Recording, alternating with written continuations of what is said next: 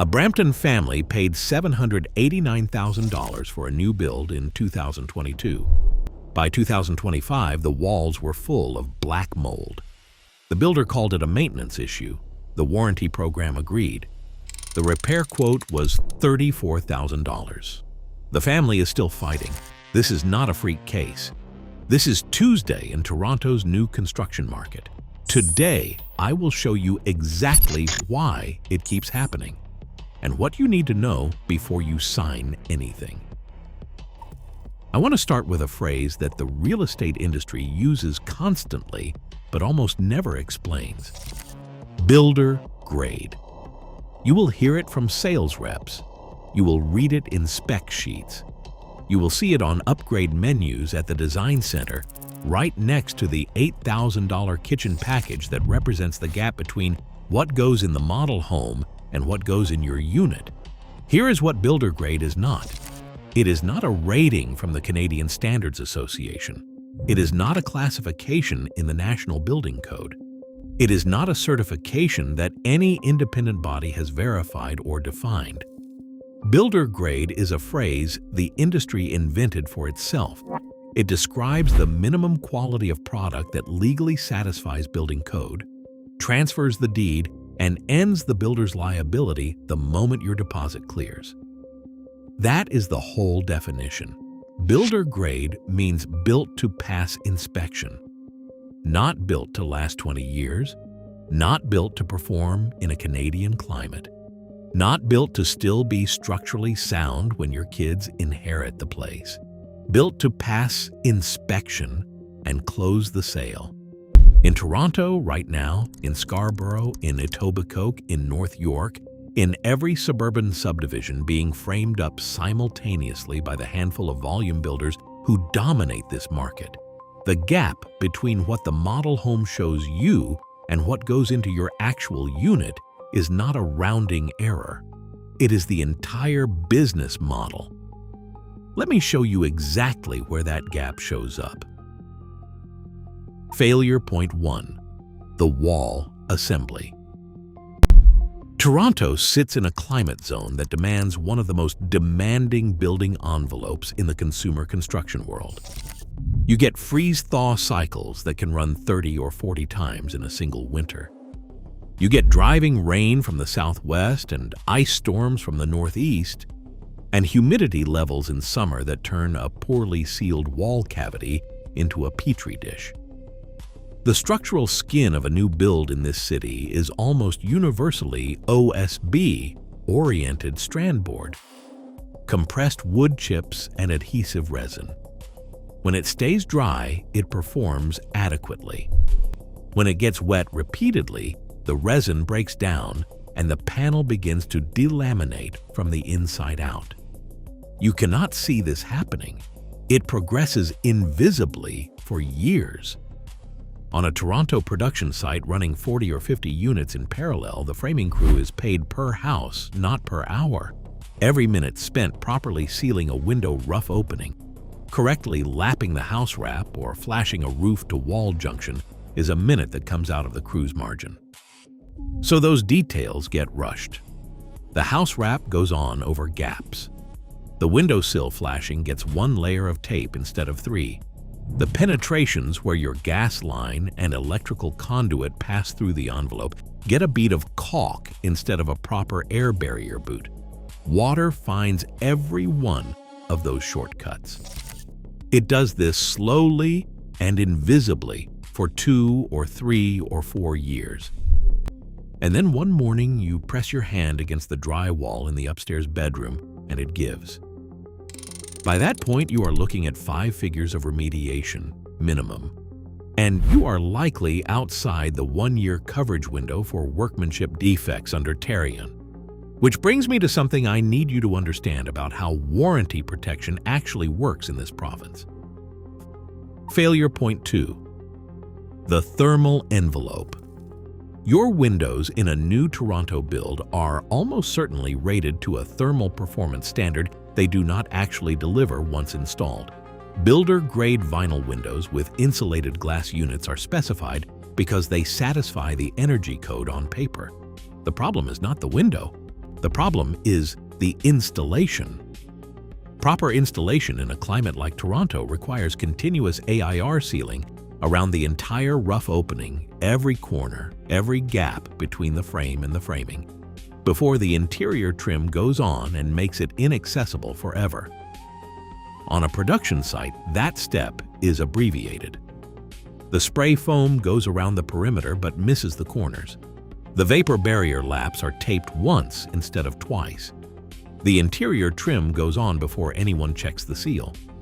The result is a window that tests at a laboratory standard of R3 or R4, but delivers R1.5 through the frame joints every January when the temperature drops to -18. Your furnace compensates. Your energy bill tells you something is wrong, but not what. And the ice damming that forms along your roofline every winter, the thing your neighbors blame on weather, is not a weather problem. It is a thermal envelope problem that was created the day your windows were installed. Failure point 3. The HVAC system. Builders specify the smallest mechanical unit that satisfies the code for a given square footage. Smallest unit, lowest cost.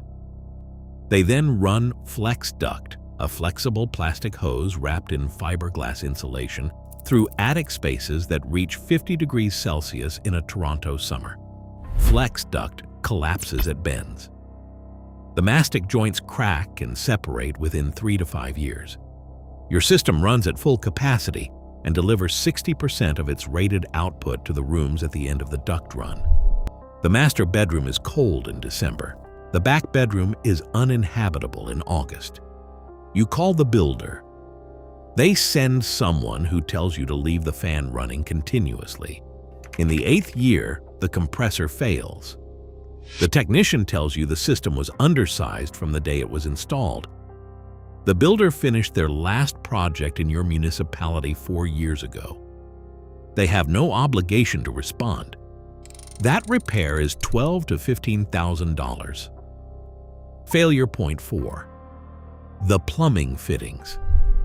This is the one that most new build owners in the Greater Toronto area do not know about until it is too late.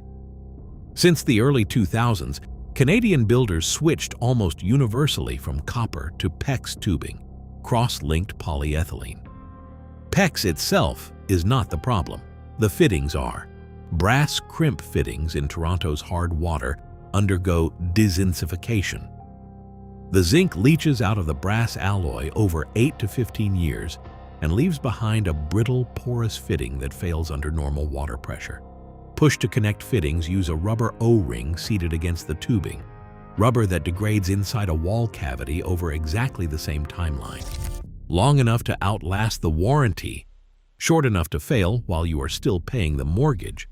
When a PEX fitting fails inside your wall, you do not hear it happening. You find it when the ceiling of your main floor caves in, or when you notice the hardwood in your hallway has started to cup. The average water damage insurance claim in Canada comes in at over $12,000. One $3 fitting. Between 2020 and 2023, construction costs in this city increased by roughly 40%. Lumber, concrete, labor, everything went up. The volume builders absorbed some of that. They passed some of it to buyers through price increases, and they squeezed the rest out of the hidden components, the things behind the drywall that buyers never see before they close. At the same time, the trades shortage that has been building in Ontario for 15 years reached a critical point. Skilled framers, plumbers, HVAC technicians, there are not enough of them. The crews doing your rough framing today are being coordinated across multiple sites simultaneously by project managers whose primary metric is not quality, it is cycle time. How fast can we frame, close, and move on? The result is a city full of buildings where the granite countertops are real and the structural envelope behind the drywall was assembled by an under-resourced crew on a timed contract with no personal stake in whether that wall is still intact in 2035. And there is a third factor that almost nobody talks about publicly: In Ontario, a builder can lose their Tarion registration, essentially their license to sell new homes, and in some cases continue operating under a related corporate entity while disputes with homeowners are still unresolved. The corporate structure of the volume building industry in this province is specifically organized to limit liability at the project level. The parent company that answers to Bay Street is not the entity on your purchase agreement. The entity on your purchase agreement is a numbered company that may not exist in the same form by the time you need to enforce a warranty claim against it. This is not speculation. This is how the industry is structured. If you are buying new construction in Ontario, the Tarion warranty program is described to you as your protection, the safety net between you and a bad builder, the government-backed guarantee that someone has your back. I want you to look very carefully at how that system actually works. Tarion is funded by builder registration fees. The people paying into the program are the same people whose work the program is supposed to regulate. For years, consumer advocacy groups, including the Auditor General of Ontario, who reviewed the program in 2019, have raised concerns about whether a warranty body funded by the industry it oversees can function as genuine consumer protection. The Auditor General found that Tarion was more focused on managing its own financial exposure than on advocating for homeowners. Tarion disputed those findings. The structural conflict remains unchanged. Here is what that means in practice. When you submit a warranty claim, the builder's first move every time is to reclassify the defect. A construction defect becomes a maintenance issue. A systemic installation failure becomes normal settlement. A moisture infiltration problem caused by improper flashing becomes condensation from the homeowner's lifestyle. The burden of proof sits with you. You are a family with a day job and a mortgage. They are a corporation with an in-house warranty department and legal counsel on retainer. The coverage windows matter enormously, and most buyers do not read them carefully enough before closing.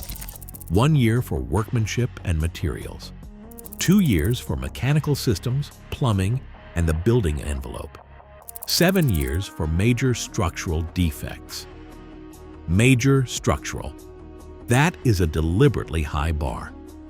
Soft drywall from moisture infiltration is not, in Tarion's view, a structural defect. It is a workmanship claim on a 2-year clock. And if that moisture has been building for 36 months before you notice it, you are outside the coverage window before you even pick up the phone. This is not a warranty. It is a liability management program with a warranty logo on it. Before you sign, ask the sales rep for the names and contact information of buyers who closed 3 to 5 years ago. Not last year, 3 to 5 years ago. That is where the latent defects have had time to surface. Call those people. Ask them specifically about moisture, about heating and cooling performance, about what warranty claims they filed and how they were handled. If the sales rep will not give you those referrals, treat that as information. Check the Tarion Builder directory at tarion.com. Every builder in Ontario has a public record of unresolved claims, license conditions, and any history of regulatory action. That record is public and it is searchable. Most buyers never look at it. Check how many starts the builder is running per year. A builder doing fewer than 200 starts per year in a single market has skin in the game in a way that a publicly traded volume builder answering to quarterly earnings does not. If you are already under contract on a new build, this is the single most important thing I can tell you. Before the walls close, before the mechanical systems are buried and the drywall goes up, hire an independent, third-party home inspector with specific new construction experience. Not the inspector the builder recommends, your own inspector. A pre-drywall inspection typically costs between $400 and $700 in the Greater Toronto area. For that, you get documentation of every unsealed penetration, every improperly lapped house wrap detail, every flex duct run that is going to collapse, every rough-in that does not meet the standard it is supposed to meet. You can see it. You can document it in writing, and you can require the builder to address it before those walls close and those problems become invisible for the next 20 years. That window, the pre-drywall window, is the only moment in the entire new construction process where you have both the visibility and the legal leverage to enforce quality. Once the drywall is up, you are managing symptoms. Before it goes up, you can address causes. On the day you take possession, you complete a PDI, a pre-delivery inspection, with the builder's rep. Everything you note on that form is a written acknowledgement of a defect the builder is obligated to address. Do not rush this. Do not let the builder's rep tell you something is normal or that it will be addressed later informally. If you see it, write it down. Every single item. Bring someone with you who is not emotionally invested in the move-in day. A friend with construction knowledge, an independent inspector, anyone whose attention is not split between furniture placement and defect documentation. The PDI form is a legal document. Treat it like one. If you found this interesting, check out this video here.